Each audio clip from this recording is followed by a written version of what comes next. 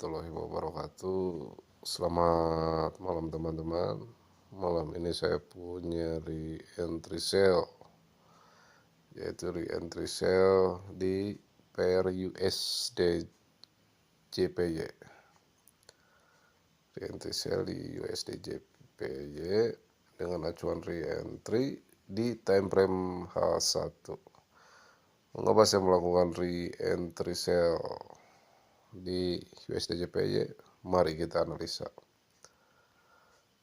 Pertama saya melihat ada candlestick momentum sell, yaitu momentum sell yaitu candlestick yang close di luar Bollinger Band, yaitu di luar low BB ya. Di sini dia close di luar low BB, dinamakan candlestick momentum.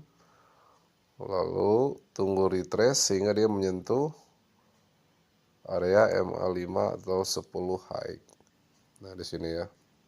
Bisa terlihat ya. Itu adalah area re-entry-nya. Nah, lalu kita masuk ke time frame keduanya, yaitu di M15. Di M15 terlihat dia mereject area top PB. Dia mereject area top PB. Nah, ya. Mereject area top PB. Dan kebetulan dia juga di sini menjadi setup lubang ya. Setup lubang di sini. Yaitu MA50 keluar lalu masuk lagi ke top PB. Di sini terlihat ya. Lalu kita beralih ke time frame ketiga, yaitu di M5. Di M5 coba kita lihat dari sini dulu. Nah, di sini ada ekstrim ya. Udah terlihat ada ekstrim di sini. Lalu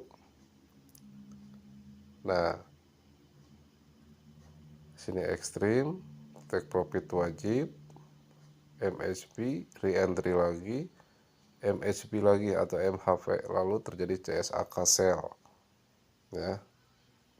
Nah, di sini udah ada CSAK sell. Lalu saya entry di sini, entry sell ya. Pada saat terjadi CSAK sell di sini, saya langsung melakukan entry sell di sini ya.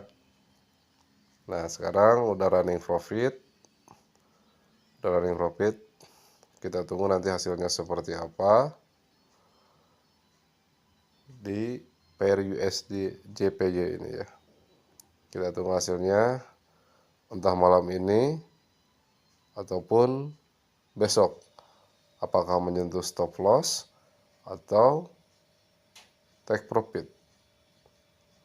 Oke teman-teman, mungkin itu dulu analisa dari saya. Nanti kita lihat hasilnya seperti apa ya. Oke, assalamualaikum warahmatullahi wabarakatuh. Alhamdulillah teman-teman, tuh ya udah running profit dan udah sampai ke TP saya ya, bahkan udah melebihi ya. Yang awalnya tadi di sini ya, di area sini. Untuk open posisi saya kan di area sini. Nah, sekarang udah menuju ke sini, bahkan udah melebihi TP saya ya. Oke teman-teman, sekian dulu dari saya. Assalamualaikum warahmatullahi wabarakatuh.